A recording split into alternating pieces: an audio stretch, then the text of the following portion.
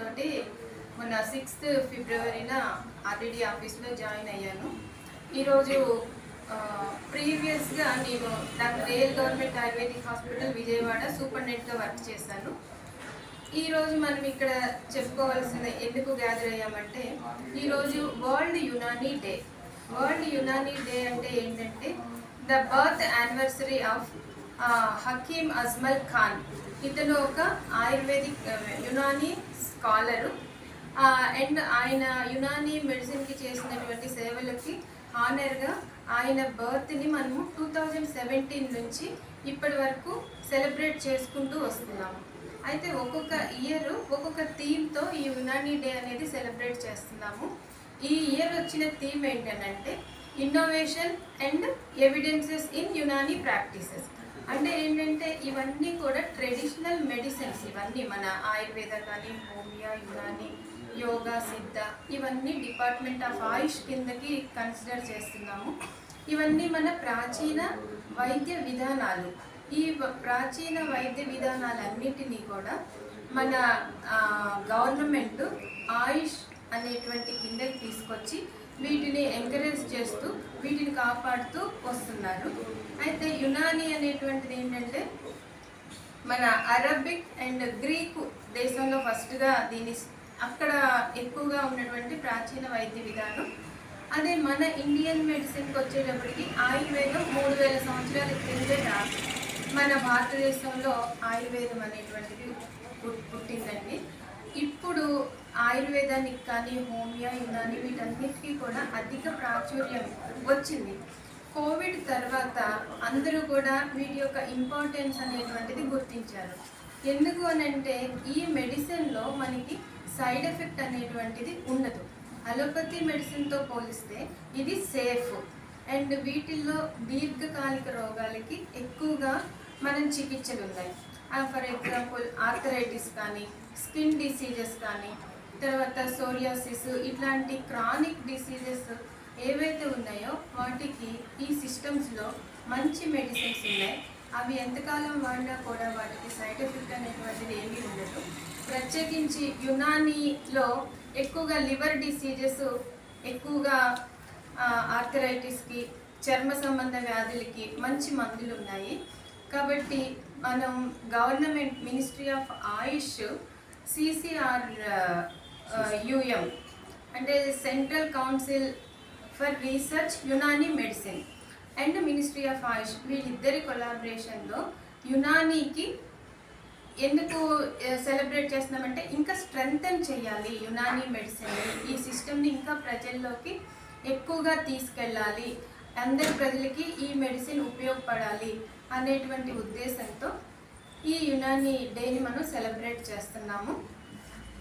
దీనిలో అంటే ఆయుర్వేద, యునానీ రెండు కూడా ఇంచుమించు సేమ్, కానీ కొంచెం డిఫరెన్స్ ఉంటుంది వాటికి. ఆయుర్వేదంలో హెర్బల్ అండ్ మినరల్స్ ఎక్కువగా మెడిసిన్లో ఇస్తాము. యునానీలో వచ్చేప్పటికి హెర్బల్ అండ్ కొన్ని యానిమల్ ప్రోడక్ట్స్ కూడా కొంత వాడతారు. తర్వాత రోగ నిర్ధారణ పరీక్ష వచ్చేసరికి నాడీ పరీక్ష ఆయుర్వేదంలోనూ అంతే, యునానీలో కూడా అంతే ఉంటుంది. తర్వాత త్రిదోష సిద్ధాంతం ఆయుర్వేదంలో అదేంటంటే వాత, పిత్త, కఫ, ఈ 3 దోషాల మీద బేస్ చేసుకొని ఆయుర్వేదంలో ట్రీట్మెంట్ ఇస్తూ ఉంటారు. యునానీలో రక్తం, కఫం, పిత్తం, పిత్తంలో మళ్ళీ నలుపు అండ్ పసుపు, ఈ 4 మీద బేస్ చేసుకొని ఇస్తారు. ముఖ్యమైన ఉద్దేశం, ఈ ట్రెడిషనల్ మెడిసిన్ యొక్క ముఖ్య ఉద్దేశం ఏంటంటే శారీరకంగాను మానసికంగాను ఆరోగ్యంగా ఉన్నప్పుడే, లోపల ఉన్నటువంటి దోషాలని సమతుల్యంలో ఉంచినప్పుడే అప్పుడు మనిషి ఆరోగ్యంగా ఉంటారు.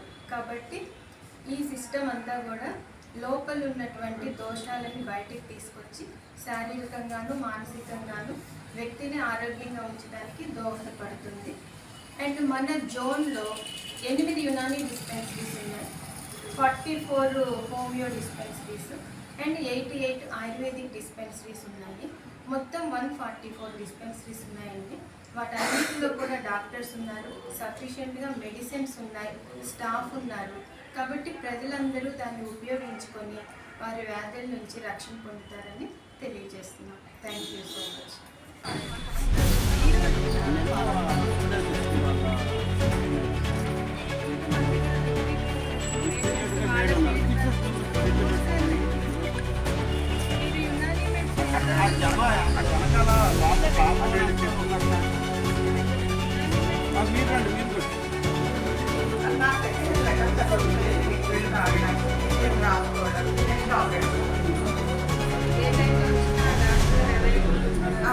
లేకపోతే డోర్ లాక్ చేస్తారు ఏమైనా కంప్లైంట్ ఉంటే చెప్పచ్చు.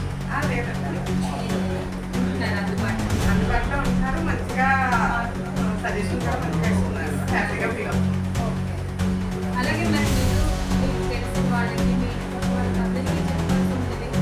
ఎక్కువ మంది ఇక్కడికి రావాలి, మీరు ఒక్కటే కాదు కదా. మా ఒక్కటే అంటే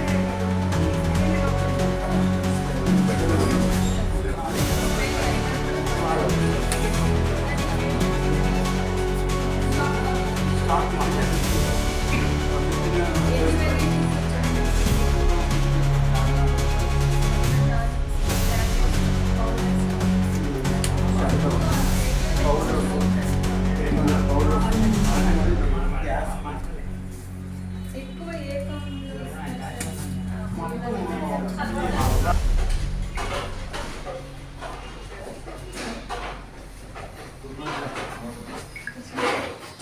ఒకసారి చూడండి అనుకోండి, వీడియోలో పెట్టినట్టు నెక్స్ట్ తీసి చూసి అందులో చేయాలి.